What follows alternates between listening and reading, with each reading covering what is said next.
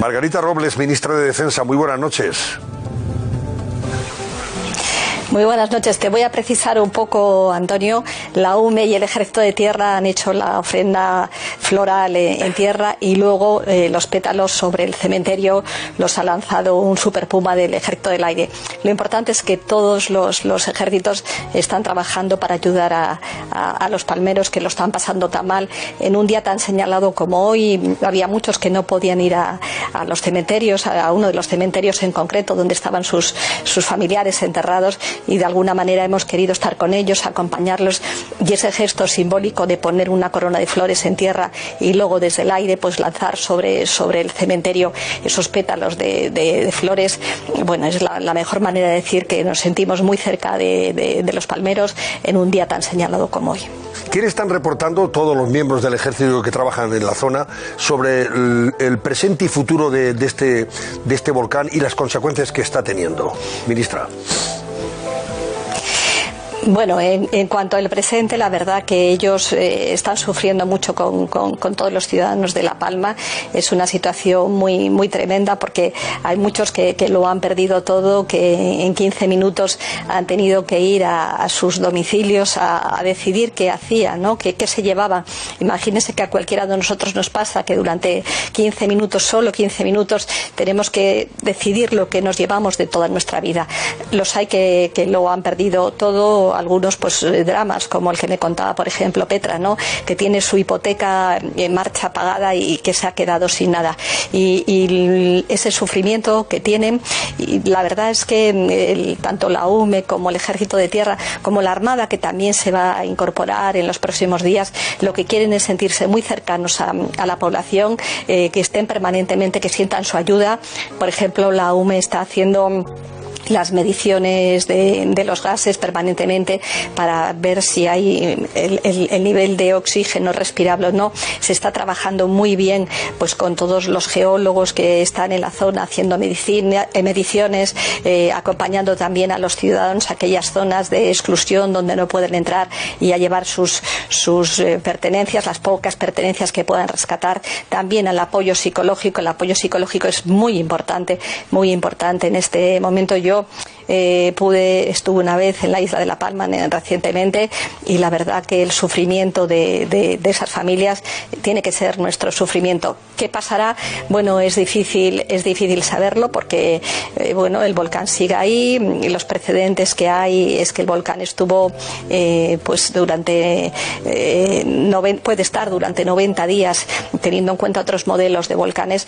Es imposible saberlo, pero lo que sí que nos hemos comprometido es que todo el tiempo que sea necesario, la UME, el Ejército de Tierra, el Ejército del Aire haciendo transportes, como digo, esta misma semana, el martes, se va a incorporar también la Armada para hacer labores de transporte, lo que haga falta y lo que sea necesario. Yo siempre digo que cuando una parte de España o incluso del mundo, me atrevería a decir, lo vimos en Afganistán, la gente sufre, todos tenemos que ser solidarios, todos tenemos que estar con ellos, y ahí yo me siento particularmente orgullosa del trabajo que realizan siempre las Fuerzas Armadas. Ciertamente los ejércitos no han parado en estos últimos meses, ya sea por la pandemia, ya sea por Filomena, ya sea por la evacuación de Afganistán, ahora con el volcán de La Palma. Usted lleva, creo, más de 3 años ya al frente de las Fuerzas Armadas. ¿Qué ha aprendido usted de nuestros ejércitos y qué le han enseñado? Pues mire, yo he aprendido muchísimo. Creo que además con los años uno se da cuenta, siempre lo digo yo, ¿no? Aquello que decía el filósofo, solo sé que no sé nada, y además pues cada día tienes que tener la mente abierta para aprender cosas. Yo cada día huyo más de esa gente que se cree que está en la posesión de la verdad y que lo sabe todo. Y desde ese punto de vista yo he aprendido pues de las Fuerzas Armadas esa defensa de los valores, ese estar permanentemente dispuestos a trabajar por y para los ciudadanos, la profesionalidad, la eficacia, pero al mismo tiempo algo que es tan importante y mucho más en los tiempos que vivimos, la generosidad y la humanidad. Ver en todo esto que usted ha dicho, ¿no? Pues tanto durante la pandemia como en las nevadas, con las personas que más lo necesitaban. Qué decir de la evacuación de Afganistán, que todo el mundo lo vio, incluso con personas a las que no se conocía de nada, ahora en La Palma.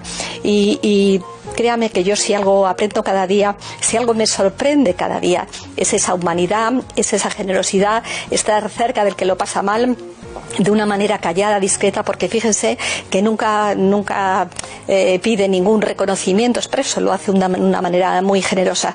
Así que yo creo que nos tenemos que sentir muy orgullosos de nuestras Fuerzas Armadas aquí en España, pero fíjese que están en Líbano, que están en Irak, que están en Letonia, que están en Mali, y siempre viendo a ver dónde pueden ayudar, siempre al lado de las personas más vulnerables, y eso en un mundo como el que vivimos, en el que hay tanta crispación, en el que bueno, pues hay mucha gente que se cree mejor que otros. El ver a esas personas que realizan ese trabajo con una gran eficacia, una enorme profesionalidad, pero con heroicidad.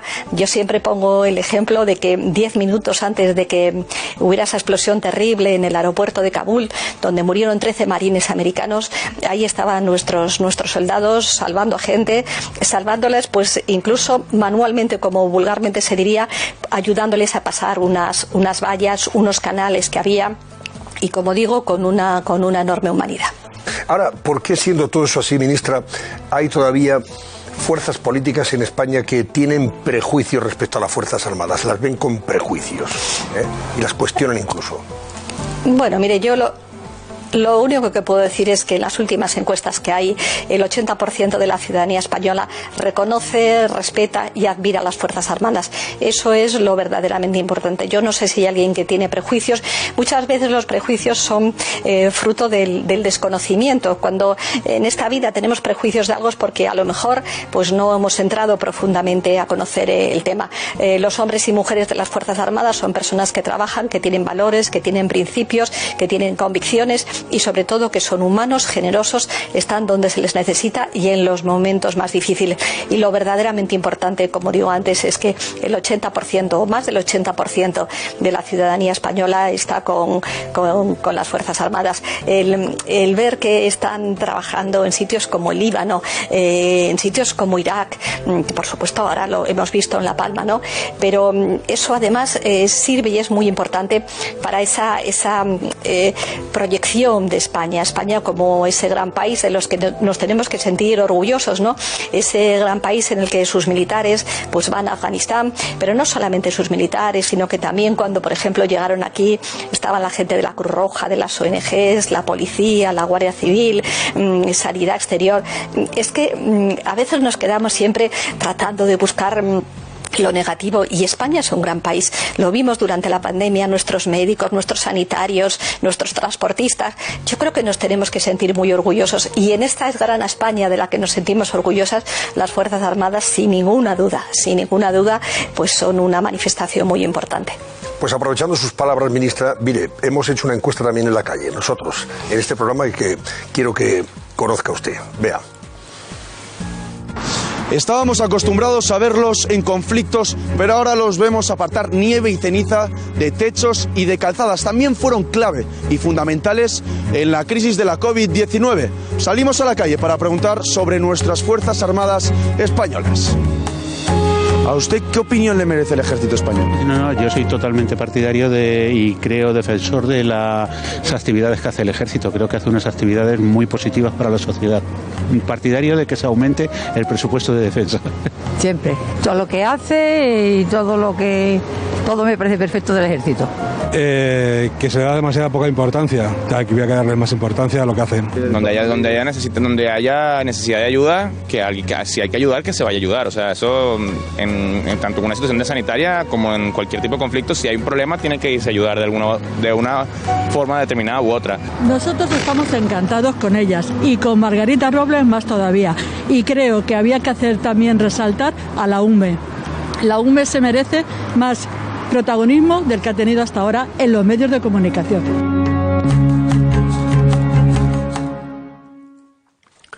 Partidarios, evidentemente, opiniones que se corresponden efectivamente con el sentir de la mayoría de los ciudadanos, ese 80% que valora positivamente a las Fuerzas Armadas y el trabajo que están haciendo. ¿Hablaba alguien de los presupuestos? ¿Se portan bien los presupuestos con el Ministerio de Defensa, ministra, o no?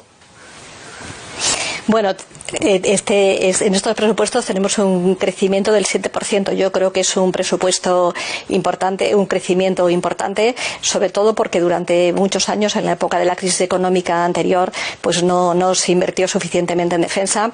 Desde luego, en el tiempo que yo llevo, en estos últimos 3 años y medio, se ha hecho un esfuerzo muy, muy importante en modernización de las Fuerzas Armadas, porque además, como decía antes, además de estar donde se les necesita y con los más vulnerables siempre, yo creo que esa imagen de España en el extranjero, es decir, para mí, cuando voy pues a reuniones en Bruselas, tanto de OTAN como Unión Europea, el saber que tenemos unos ejércitos bien preparados, modernos, tecnológicamente avanzados, es muy importante, da una buena imagen de España.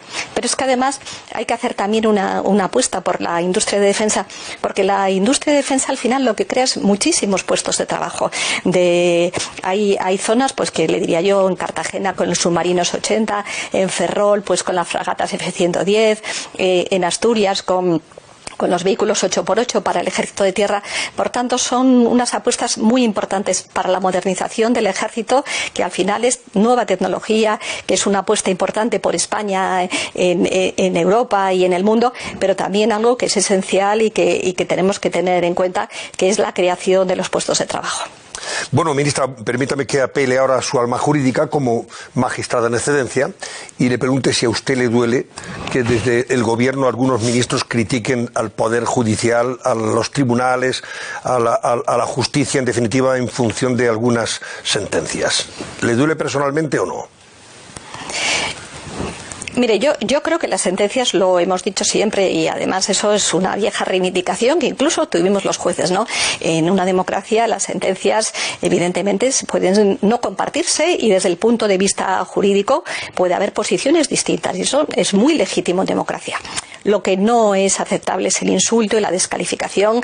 En general, yo creo que estamos viviendo un contexto en el que cuando no se comparten las ideas de otro se cae en la descalificación, pero yo creo que en una democracia hay que ser muy respetuoso siempre con las decisiones del Poder Judicial. Se pueden no compartir, pero hay que acatarlas siempre. Y yo, desde luego, no me van a encontrar nunca apoyando ninguna declaración que suponga un insulto o una descalificación de los miembros del Poder Judicial. Pues a propósito del Poder Judicial, le tengo que preguntar por esa reforma que no llega y tampoco esa renovación que no se produce. ¿Es usted partidaria de hacer una reforma como pide la Unión Europea y las asociaciones mayoritarias para que tengan más poder de elección los jueces y menos los políticos?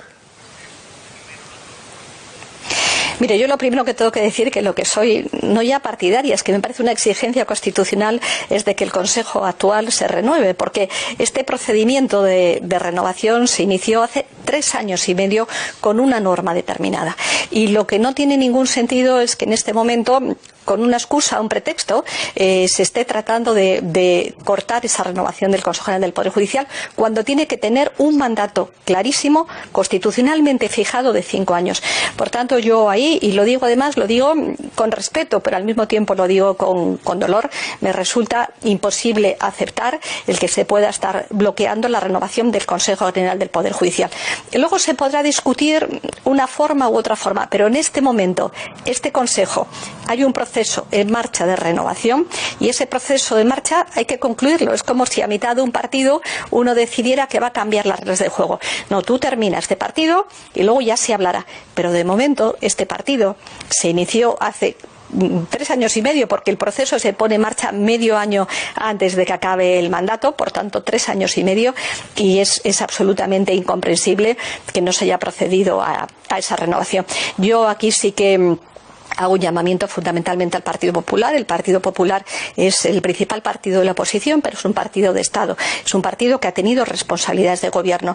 Y cuando hay cuestiones tan importantes de Estado, como todo lo relativo a la Administración de Justicia, al órgano de gobierno del Poder Judicial, hay que dejar las cuestiones políticas a un lado y entre todos tenemos que proceder a esa renovación, que es absolutamente esencial e imprescindible en este momento, sobre todo porque no podemos estar hablando, como se hace muchas veces, de la Constitución, y luego cuando la Constitución establece un mandato para un órgano de 5 años, poner todo tipo de inconvenientes y de trabas para que ese mandato constitucional no se cumpla. Pues ahora que menciona el PP, ministra, le pregunto, creo que usted es la única ministro del Gobierno que no tiene cuitas con el PP, Ciudadanos, Vox, que no tiene cuitas con la oposición. Y le pregunto si eso le reconforta o le inquieta, que la oposición, en fin, a usted la tenga, bueno, pues muy tranquila. Bueno, yo lo único que puedo decir es que cuando uno está en un ministerio de Estado, cuando uno cree profundamente en el Estado, pues lo que tiene que tratar es de que todos los partidos hagan política de Estado. Y yo lo hablaba antes de la justicia, creo que hay ministerios como el Ministerio de Asuntos Exteriores, como el Ministerio de Defensa, como el Ministerio de Justicia, en que tiene que haber verdaderamente políticas de Estado, porque nos jugamos mucho. Y desde ese punto de vista, yo siempre digo, yo estoy en una cartera en la que todo el mérito lo tienen exclusivamente los militares, los hombres y mujeres de las Fuerzas Armadas. Ellos son los que tienen el mérito. Cuando hay algún error, cuando las cosas no funcionan, evidentemente es culpa mía, porque yo soy la responsable política, pero creo que la gran labor que realizan hay que ponerla en valor, y por eso yo creo que los partidos de la oposición lo ponen en valor también. Yo sí que me gustaría de verdad hacer una llamada a que todos en los grandes temas de Estado estuviéramos trabajando sin esta crispación, sin esta confrontación.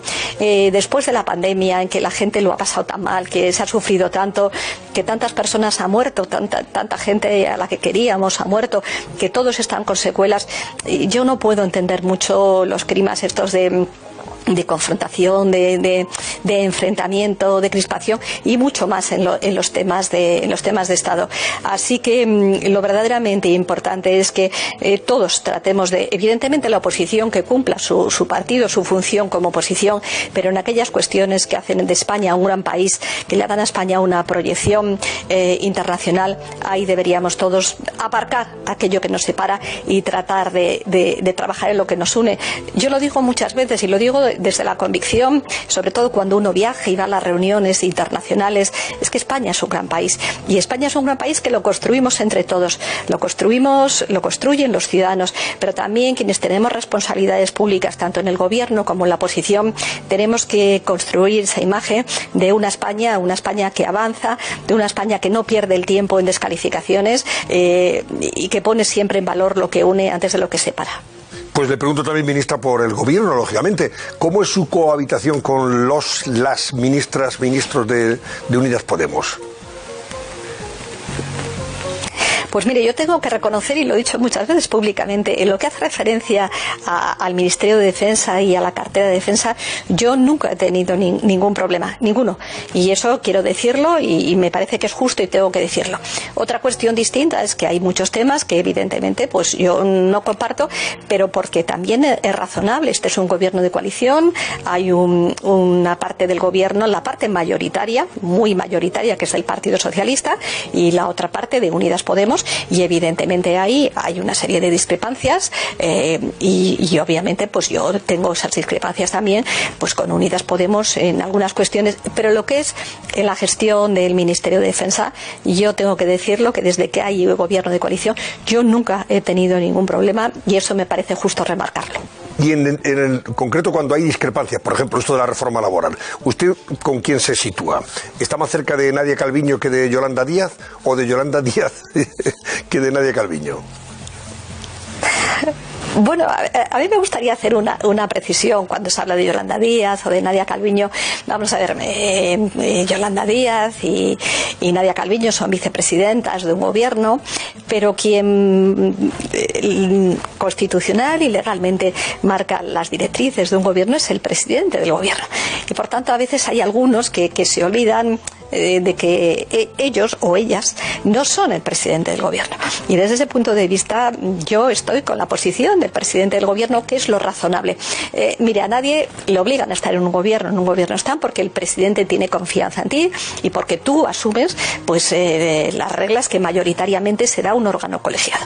Y por tanto, desde ese punto de vista, yo me siento, lo he dicho muchas veces, muy orgullosa de ser ministra de Defensa, de estar en un gobierno presidido por Pedro Sánchez, que él es el presidente presidente del Gobierno, y él marca las grandes líneas en materia de política exterior y también en materia de política económica. Bueno, hoy contaba nuestro compañero Rafa Latorre, o cuenta, mejor dicho, en El Mundo, que hay ministros que alertan de que Yolanda Díaz es más peligrosa que Pablo Iglesias, porque Iglesias llegaba al Consejo de Ministros con el cuchillo entre los dientes, pero ella entra con una sonrisa y hace lo que le da la gana. No sé qué le parece esta impresión. No lo sé, yo vuelvo a decir, el Gobierno es un órgano colegiado, el Gobierno no es evidentemente somos todas personas las que formamos parte, ¿no? Pero sería bueno que dejáramos los personalismos a un lado, porque al final todos nosotros hoy estamos en el Gobierno y mañana dejaremos de estarlo, y lo que somos son servidores públicos, tratando de buscar lo mejor para los ciudadanos, y lo mejor para los ciudadanos no entra dentro de que los ciudadanos vean que cómo discuten unos, cómo discutan otros, sino que al final dentro de un gobierno pues se toman las decisiones mayoritariamente, y quien dirige las políticas pues es el presidente del gobierno. Yo no me parece razonable que haya nadie que quiera tener tentaciones de sustituir o de tratar de alguna manera ponerse enfrente de las decisiones que marca el presidente del gobierno. Bueno, le quiero preguntar también por algo que usted siempre ha sido una persona muy sensible, muy cercana. Me refiero al terrorismo y a las víctimas. Recientemente hemos asistido a esa polémica, a propósito de las declaraciones de Otegi. ¿Cómo lo ha vivido usted, ese asunto, ligándose presos con presupuestos, etcétera, etcétera? Porque ha habido polémica, lógicamente, y ha habido mucha controversia. ¿Y usted cómo lo ve eso desde dentro del gobierno? Mire, yo creo que este país, lo he dicho siempre, tenemos una deuda de gratitud con las víctimas. Yo, aparte de que han asesinado a algunos amigos personales, algún amigo personal, el caso de Juan Mari Jauregui, que era amigo personal, algunos compañeros como la fiscal Carmen Tagle, pero también dentro del Ministerio de Defensa pues ha habido muchas víctimas del terrorismo, militares asesinados, otros heridos. Es decir, yo creo que este país no puede olvidar a las víctimas del terrorismo. Tenemos una enorme deuda con ellos, y todo lo que de alguna manera suponga una falta de respeto hacia las víctimas del terrorismo a mí me duele enormemente, pero como creo que nos tiene que doler a todos, y desde ese punto de vista el máximo respeto, el máximo cariño hacia las víctimas del terrorismo, y creo que no se pueden hacer declaraciones que de alguna manera supongan una falta de respeto a las víctimas del terrorismo. Yo, desde luego, las declaraciones del señor Otegi las rechazo totalmente. Entiendo que los presupuestos son una cosa y el máximo respeto a las víctimas del terrorismo.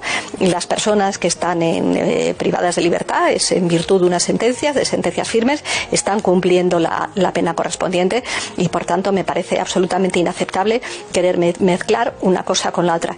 Y dicho esto, lo repito y lo repetiré siempre, tenemos que estar con las víctimas, que nos dan cada día una lección. Yo hace poco coincidí entrando en un programa de televisión con Irene Villa y le dije a ella, y además se lo dije de corazón, toda mi admiración, porque yo creo que las víctimas en España nos han dado una lección, de dignidad, sobre todo de dignidad, y muchas veces de saber perdonar, y yo creo que deberíamos aprender de ellas y desde luego no olvidarles y darles todo el reconocimiento que se merecen. Bueno, ministra, pues antes de despedirla, sí, se me olvidaba y no quiero dejar de preguntarlo. ¿Hemos traído a todas las personas que han colaborado con nuestros soldados allí en Afganistán, o todavía queda gente por evacuar y que puede estar en peligro? Tampoco sabemos mucho lo que está pasando allí dentro con los talibanes, pero nos tememos que no estará pasando nada bueno, ¿verdad? Bueno, mire, yo lo que puedo decir, nosotros fuimos a por unas 400, 500 personas, hemos traído unas 2.500 la primera etapa, en la segunda. Yo, pues en estos días me he visto con familias afganas que hemos traído, y la verdad que el panorama que te cuentan es muy preocupante, sobre todo para las mujeres, ¿no? Bueno, pues las niñas hasta una edad determinada pueden ir al colegio, pero luego ya no pueden ir al colegio, desde muy pequeñas dejan de ir ir al colegio, las universidades están cerradas, está habiendo persecuciones a personas que tuvieron un compromiso pues en la defensa de los derechos humanos o que tuvieron un cierto protagonismo tanto como mujeres, pues juezas, abogadas, etcétera. La situación evidentemente es preocupante. Y desde luego yo creo que los organismos internacionales, especialmente Unión Europea, como OTAN, en la última reunión que tuvimos se habló especialmente del tema de Afganistán. Tenemos que ser muy rigurosos con esto, tenemos que ser muy exigentes respecto a Afganistán. Tenemos que ver que se respeten los derechos humanos. Yo me preocupa enormemente el tema de las mujeres y hay otro tema que me preocupa también, que Afganistán pueda convertirse en una base terrorista. Tenemos que reconocer que se ha fracasado. Es verdad que durante los 20 años que estuvieron pues las tropas de la coalición y de OTAN se avanzó mucho, sobre todo en derechos para las mujeres, incluso pues para el idioma español es bonito porque muchas personas aprendieron el idioma español.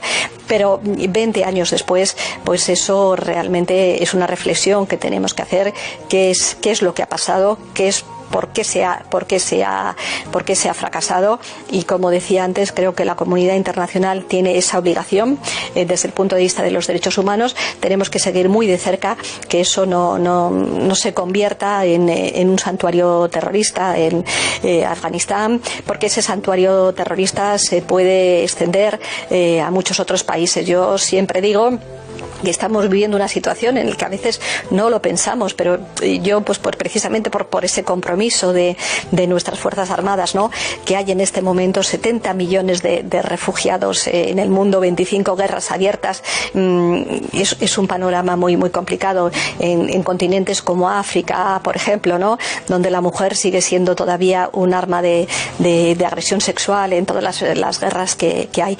Y déjeme que haga un homenaje especial.